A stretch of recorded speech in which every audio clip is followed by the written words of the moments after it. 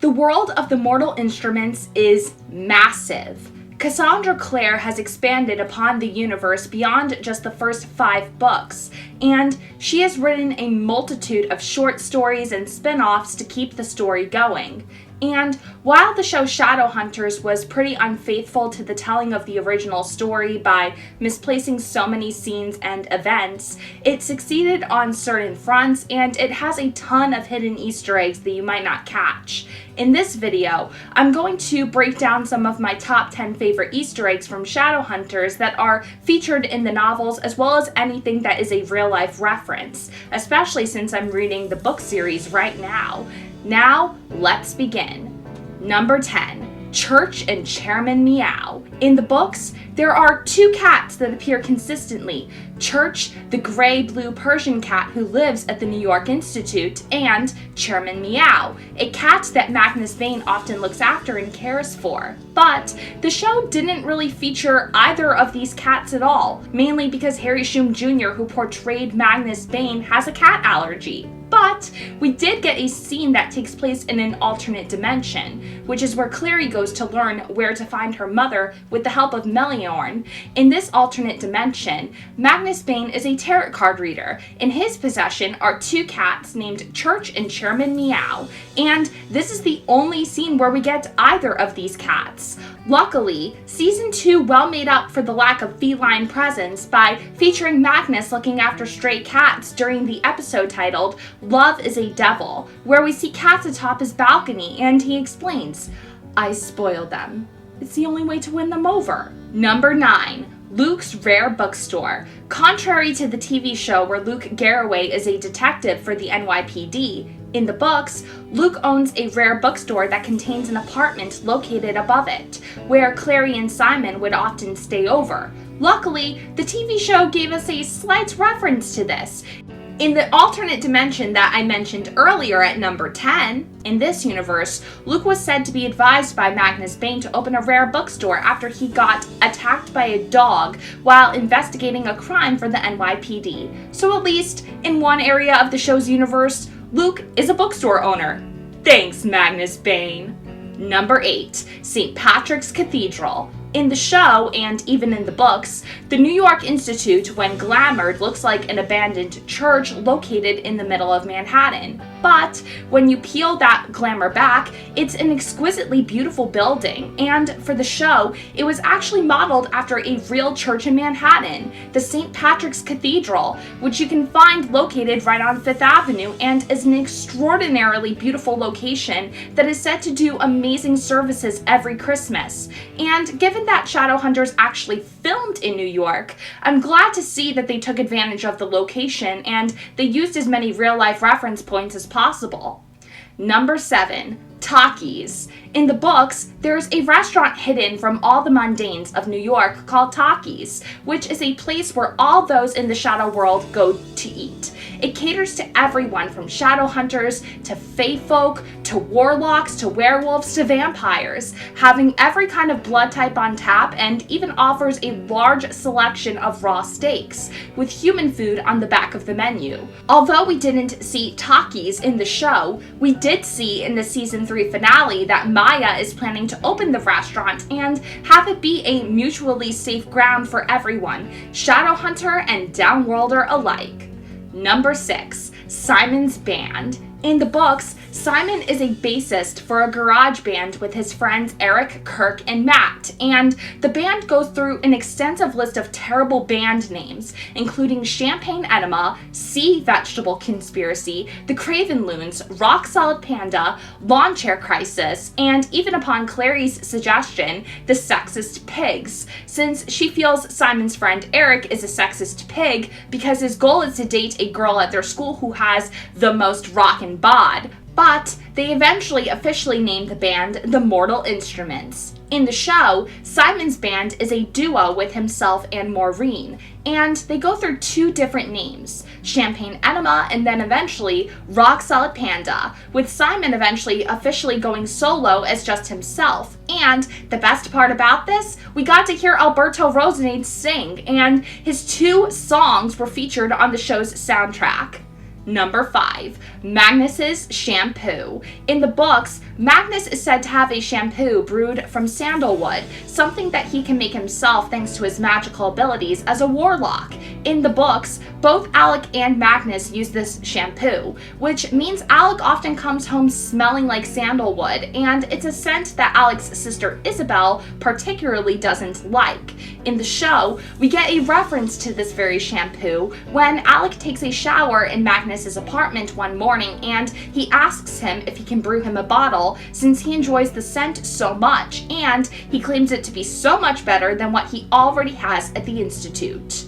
Number 4, the Holocaust. In The Mortal Instruments, the story has very strong Christian and Jewish undertones to it, due to Cassandra Clare having grown up in a Jewish home and her being from Iran, though she describes her family life as not religious. But the religious undertones and themes about prejudice are reflected within the pages. Simon is Jewish, and in the books, it says that the Nephilim aren't tied to any particular religion, as you can find Shadowhunter weapons in a Catholic church, a Jewish temple, or even a mosque. Even the books feature all Downworlders being discriminated against due to the demonic blood that runs through their veins, making them freaks among freaks. The show features this quite well with several significant episodes, particularly those of Demon Blood and The Powers That Be. In those of Demon Blood, all Downworlders are being accused of killing Shadowhunters and, as a result,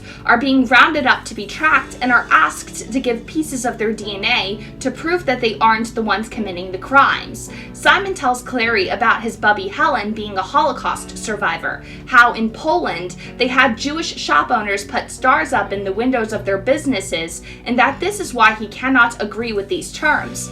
And in The Powers That Be, the Warlock's powers are growing unstable due to Lilith interfering with the ley lines under the city, trying to resurrect her figurative son, Jonathan Christopher, who got injected with her blood while in the womb of his mother, Jocelyn Fairchild. And as a result, Alec and Magnus suggest using the Institute's power supply to stop this spread, but Raj, one of the Shadowhunters who has a particularly hostile working relationship with Alec, suggests quarantining all the warlocks until the situation is handled, something Clary doesn't take kindly to at all. And Alec points out that kicking innocent people out of their homes isn't the answer. These undercurrent themes of discrimination and references to the Holocaust are reflected in Magnus and Alec's relationship as well, where at first Maris is ashamed of her son for him not just being gay, but also dating a warlock. But like all good mothers who simply want the best for their children,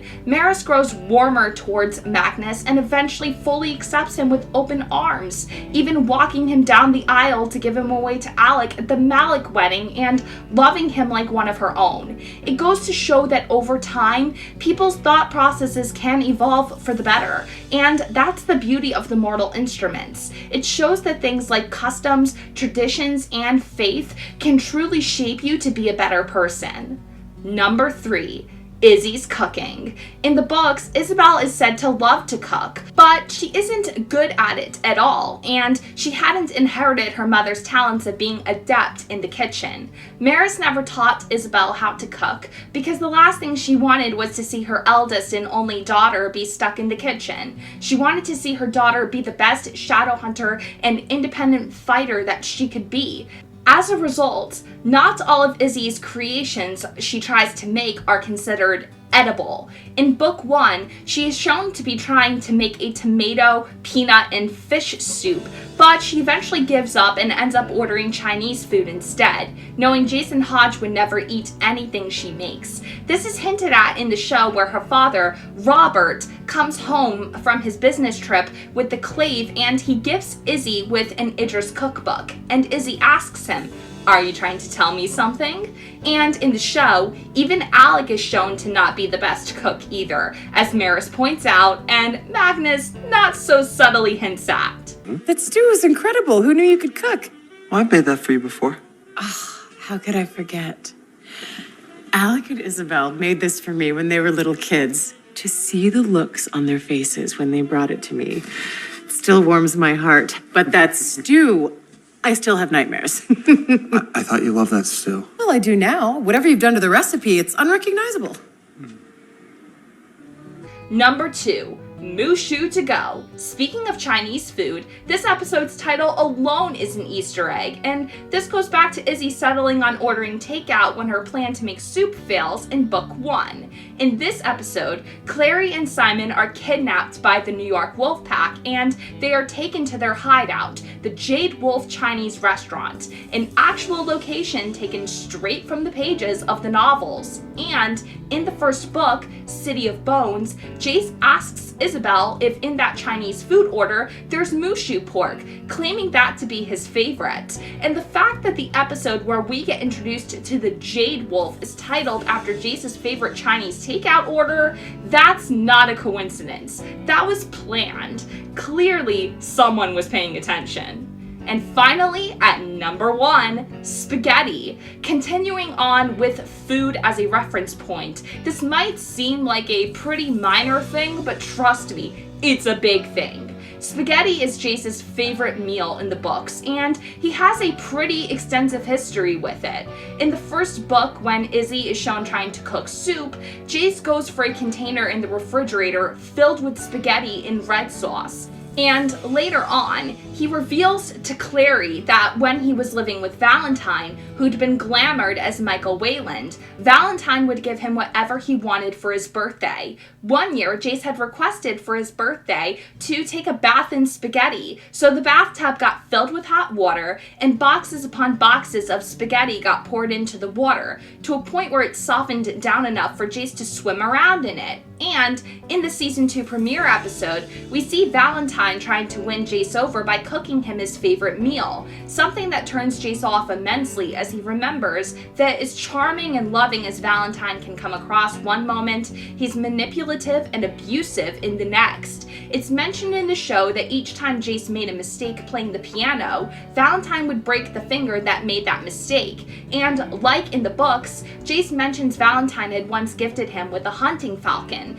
telling him to tame the bird, but instead, Jace ended up loving the bird, and as a result, Valentine snapped the falcon's neck right in front of Jace, reinforcing in Jace that to love is to destroy, and to be loved is to be destroyed. The claim that love is a weakness. The fact that Valentine would constantly switch between being kind and caring and giving Jace anything he ever wanted, and then being physically and mentally abusive, shows who he is as a character and what kind of father he is. And the gesture with something as simple as spaghetti is just one of the many manipulative tactics he used on Jace, and he goes on to use this same tactic with his own son, Jonathan Christopher, when they reunite in Jonathan's adulthood, and he lies to his son about returning for him and telling him that he's a man of his word, to which Jace asks Jonathan if Valentine made spaghetti for him too, knowing full and well that Valentine would have abandoned his son either way, the same way he abandoned Jace when he was 10 years old, which was similarly to how he abandoned Clary when she was a baby. And there you have it, everyone. That's my list of my top 10 most favorite Easter eggs from Shadowhunters. If you happen to be brand new, be sure to subscribe and ring the bell for all notifications. Also be sure to leave a like and comment down below, and all social media links will be down below per usual. God bless, happy viewing, and have a nice day. See ya!